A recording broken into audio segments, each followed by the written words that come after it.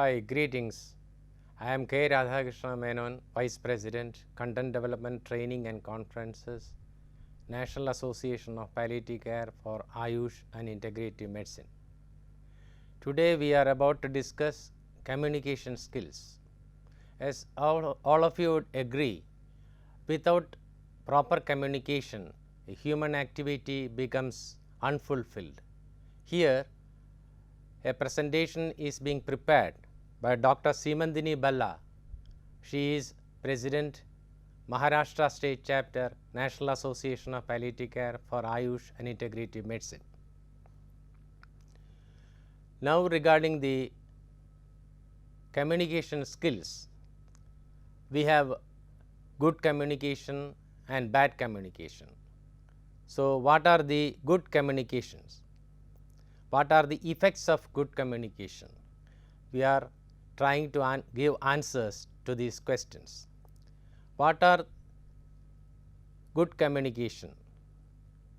The most important thing is building a rapport, effective understanding, avoiding misunderstanding, getting our point across, getting the job done, conveying important information, being a good listener, being friends with people, being a great leader.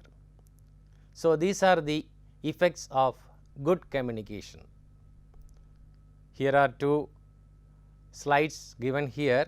Good communication, how it helps to resolve differences.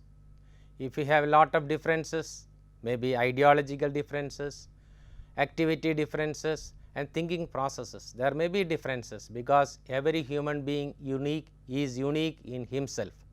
So in order to have a group activity, we should have a consensus of all the activities that are being handled in a particular situation with a group of people.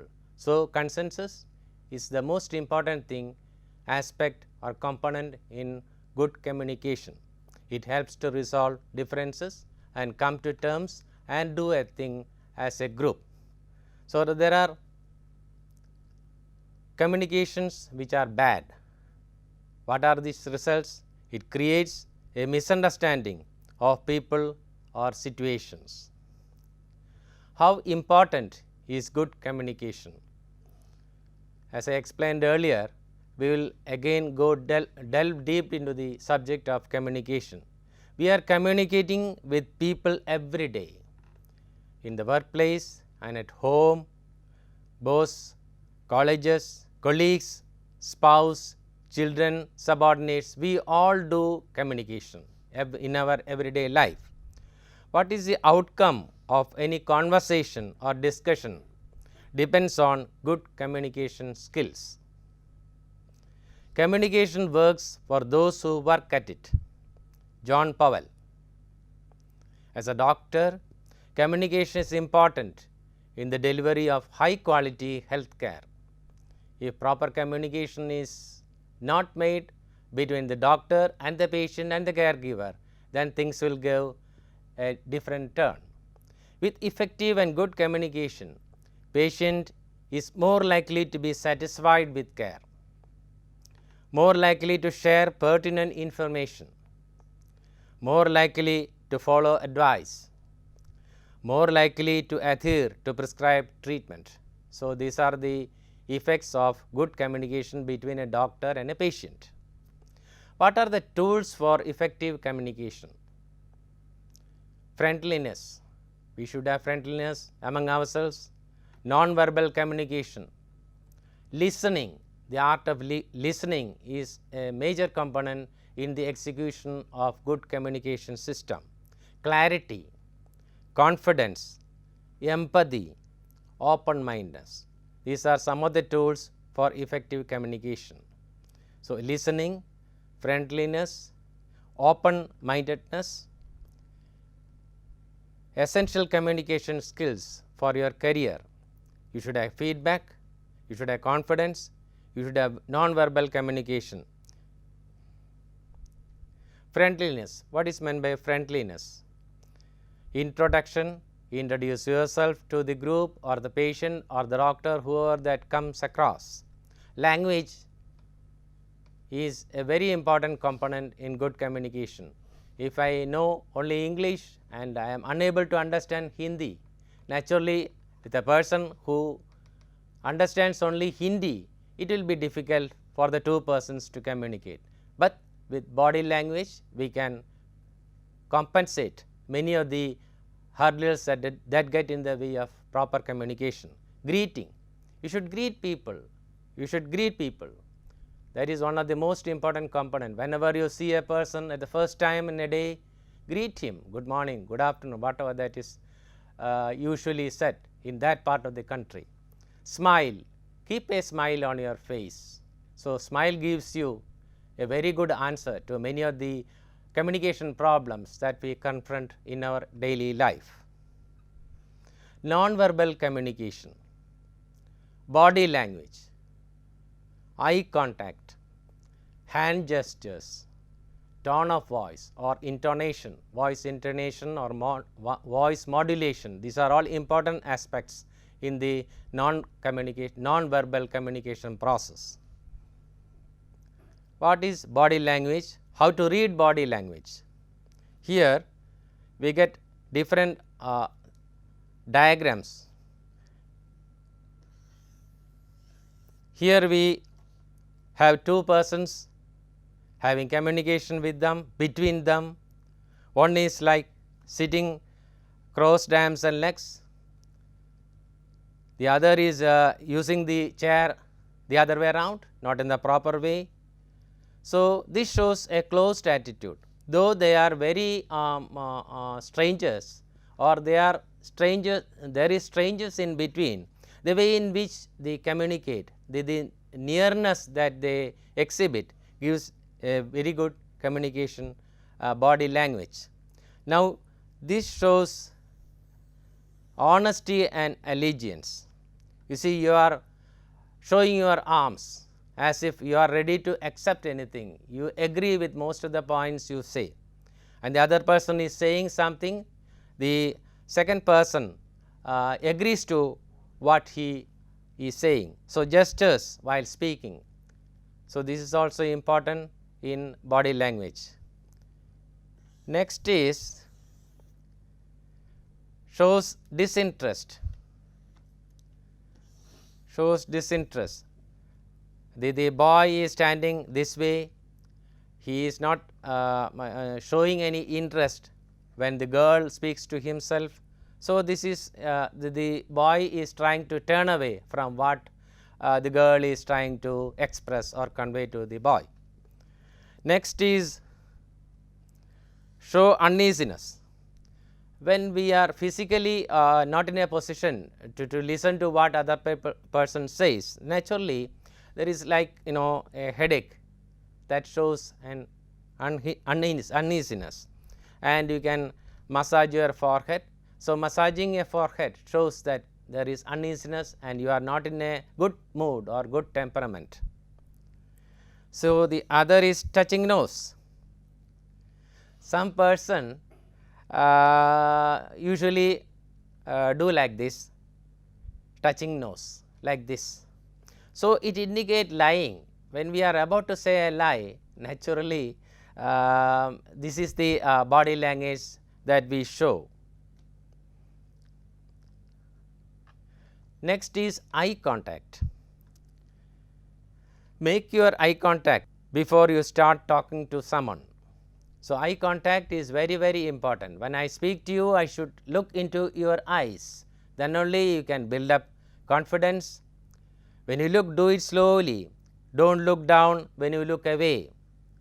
Rather than looking away, look at another spot on their face. Break your gaze to make a gesture or to nod. So, these are some techniques or tips that are being used to convey our confidence, convey our good communication skills. Make eye contact, have a good eye contact while we communicate each other.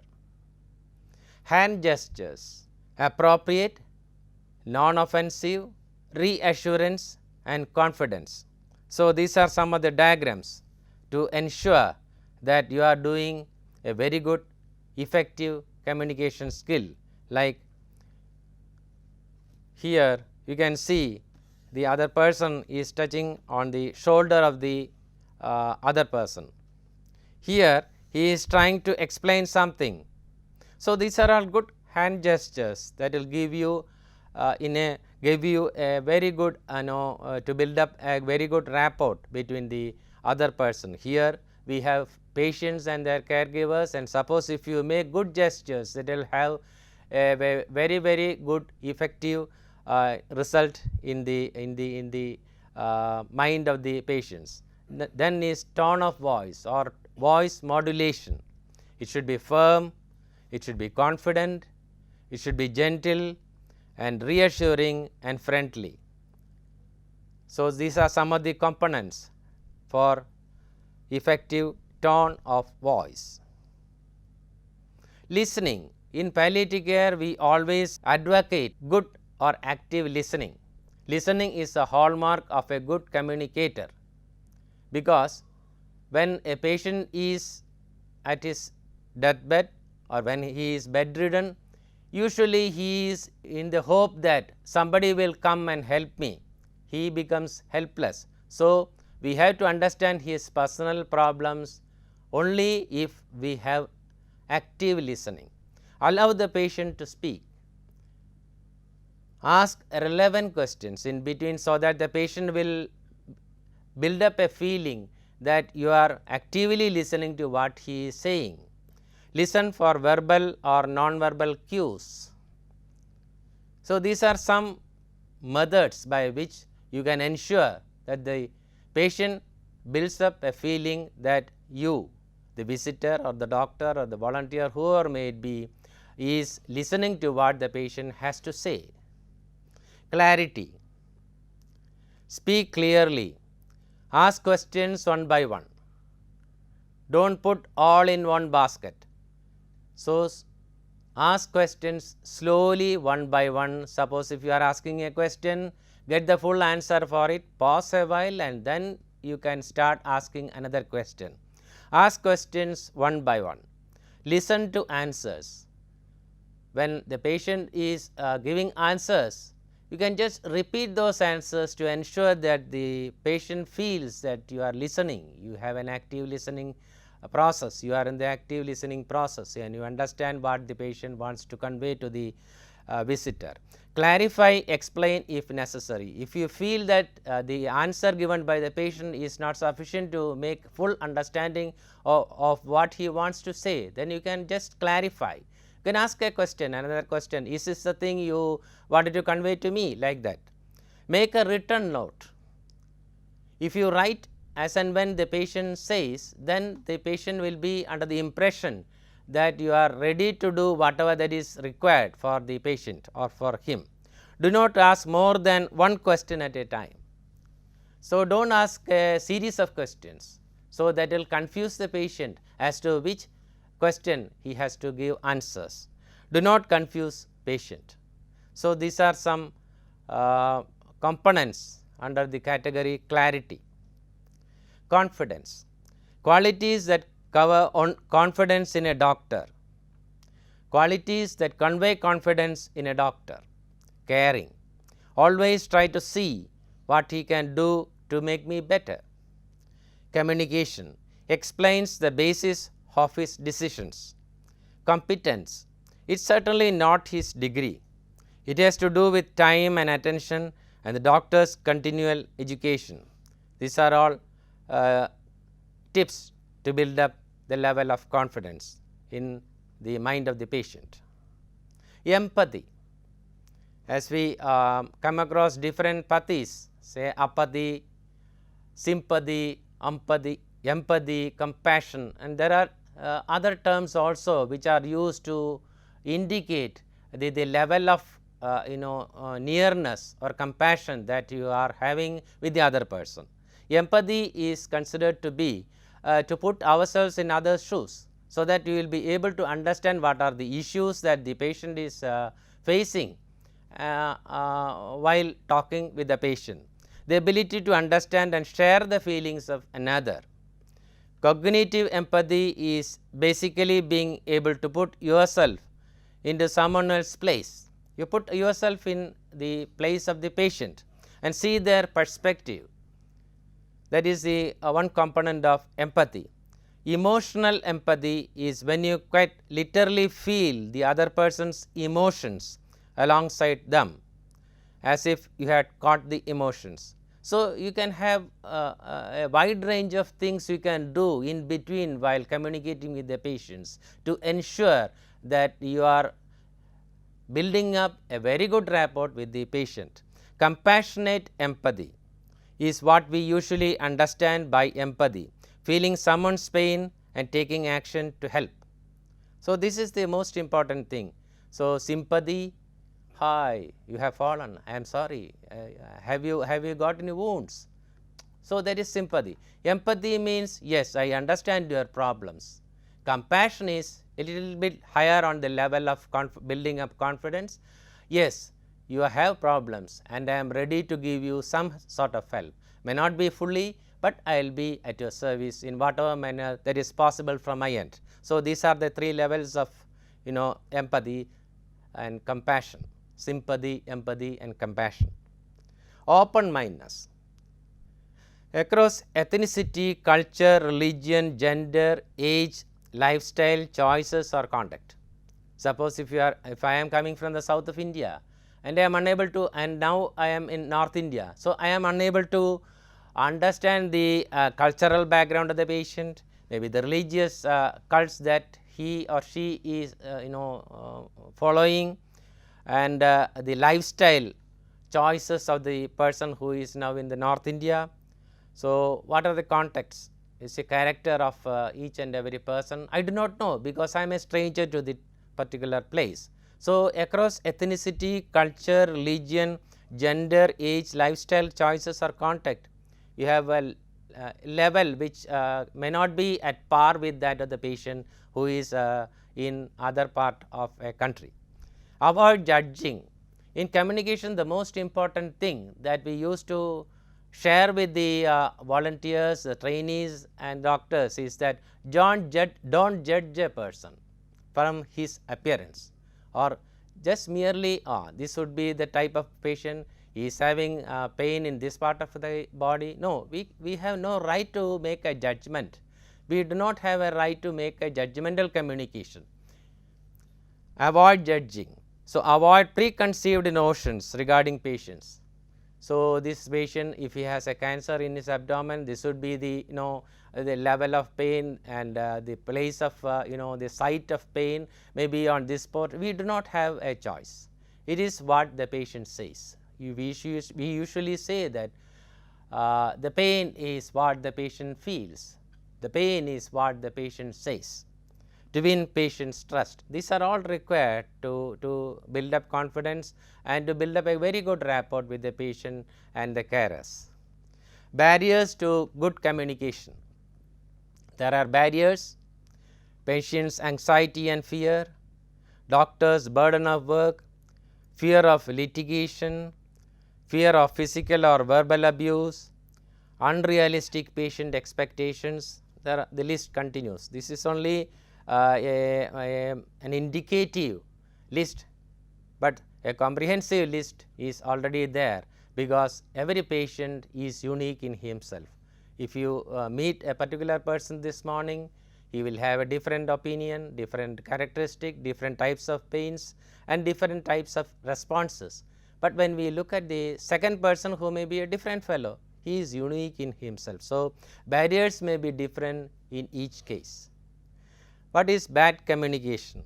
Improper introduction. When you first meet the patient, it is our obligation, or we are supposed to introduce ourselves. I am so and so, I am coming from this place, I am just here to help you out. So, that is a minimum type of introduction that a person who is visiting the patient has to take care of. Multitasking while talking.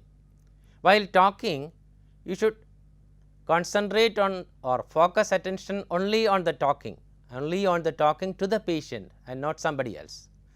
So, this is in our daily life we come across similar situations. You see, as and when we start speaking with the patient, naturally the carer will intervene, what we call the intervention is caused because she does not want to disclose the fact that the patient has that kind of disease or something of that sort. So, what we call in communication collusion, there may be collusion between the patient and the carer. The carer knows that the patient has a debilitating end stage disease and he is irreversible, but she or he is under the impression that the patient does not know it.